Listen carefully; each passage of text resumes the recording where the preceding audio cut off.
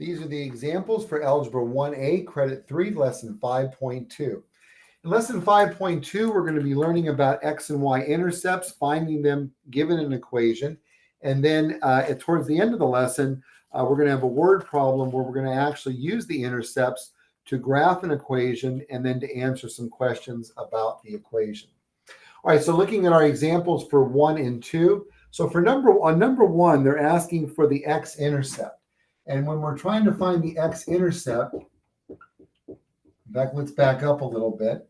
Remember or recall that any point on the x-axis has a y-coordinate of 0.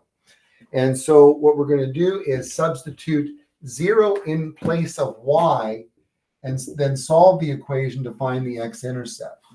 So here's our equation. So we have 2.5x minus 4 times 0, because again, we're going to substitute 0 in for y, equals 60. So simplifying on the left side, we've got negative 4 times 0 is 0. And then we have 2.5x minus 0, which is just 2.5x. Remember, anything plus 0 or minus 0 is just the anything that you start out with. And then our final step here, x is being multiplied by 2.5. So we're going to divide 2.5 to both sides of the equation. And we divide 60 by 2.5, and we get 24. So 24 is the x-intercept, but they also want you to write the answer as an ordered pair. And remember, in any ordered pair, x is first, then y. So x is 24. And remember, y, we substituted 0. So 24 and 0. All right, now for the y-intercept for this same equation, this is number 2, or similar to number 2 in your packet. So for the y-axis, any point on the y-axis will have an x-coordinate of 0. So to find the y-intercept, we're going to substitute 0 in for x. And so let's go ahead and take our equation. We're going to substitute 0 in for x. And again, we're just copying this equation down, but putting 0 in place of x, substituting 0 for x. So 2.5 times 0 is 0. And then 0 minus 4y is just negative 4y, because again, adding or subtracting 0 to negative 4y just leaves us with the negative 4y. Because again, adding or subtracting 0 doesn't change anything. Y is being multiplied by negative 4, so we divide negative 4 to both sides. 60 divided by 4 is 15. A positive divided by a negative is a negative, so our y-intercept is negative 15. Again, they want you to write that as an ordered pair. So x, remember x always comes first. We substituted 0 for x. Our answer for y was negative 15. So the answer as an ordered pair, written as an ordered pair, would be 0, negative 15. So that is for problems 1 and 2. And again, pause, rewind the video as needed. But now we're going to go on to examples for 3 and 4. 3 and 4, we're doing the same thing. We're finding the x and y intercept. We're just going to have an equation that looks a little bit different. So we have negative 6y plus 10x plus 120. And again, we'll start with the x-intercept. That's similar to problem number 3. Once again, same procedure as we did on problems 1 and 2. We're going to substitute 0 for y. So when we're finding the x-intercept, we substitute 0 in place of y. So we have negative 6 times 0, 0 going in, substituted for y, equals 10x plus 120. Simplifying over here on the left, negative 6 times 0, remember anything times 0 is 0, equals 10x plus 120. Now, our variable, our x, is on the right-hand side, so that's where our focus is. We always deal with addition and subtraction first. We have a plus 120, so the opposite of adding 120 is to subtract 120. 0 minus 120 is negative 120.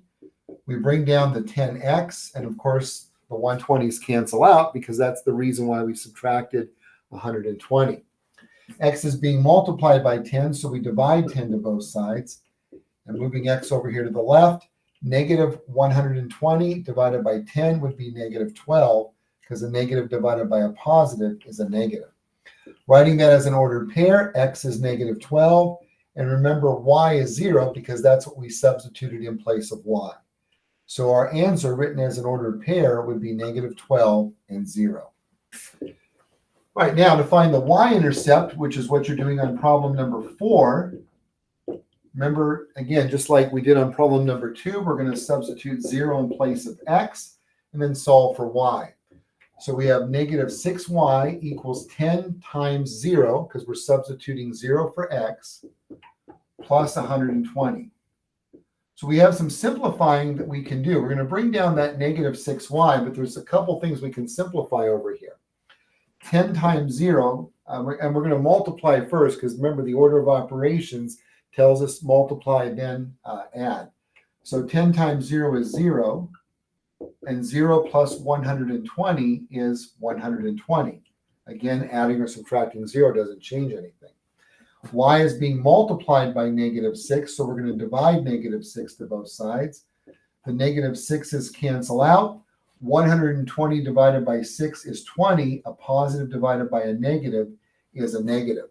So writing our answer as an ordered pair, we substituted 0 for x, so we have 0, and then our answer for y was negative 20.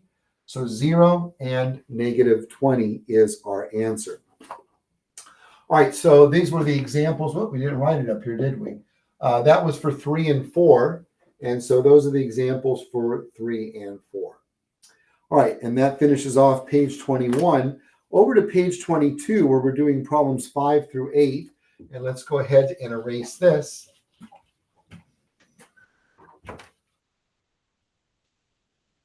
And these are the examples for 5 through 8.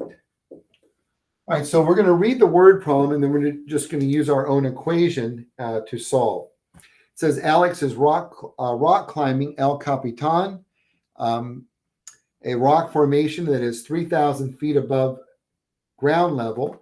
He climbs 750 feet every hour. Alex's distance from the top of the rock formation after X hours is represented by the function y plus 750x equals 3,000. All right, so the equation that we're going to be using is y plus 500x equals 2,500 feet. And so to interpret this equation, this means that in our example, our mountain is going to be 2,500 feet tall, and we're climbing at a rate of 500 feet per hour. Remember, x representing the hours, y is the distance that he has remaining to climb.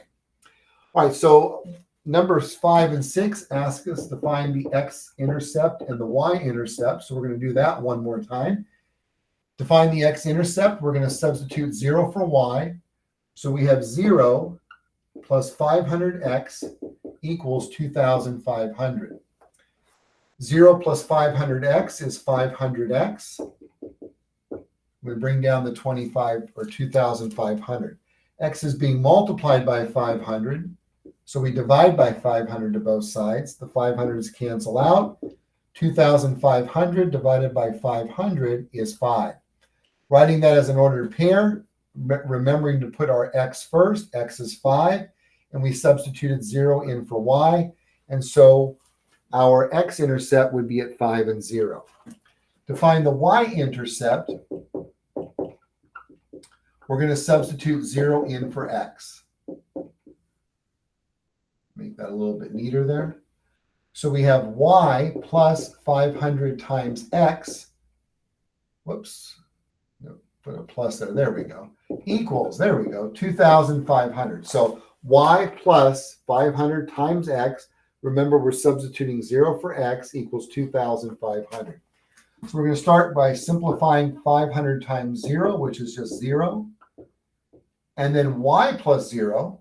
Adding 0 doesn't change anything, so we just have y. So all of our work here is just simplifying.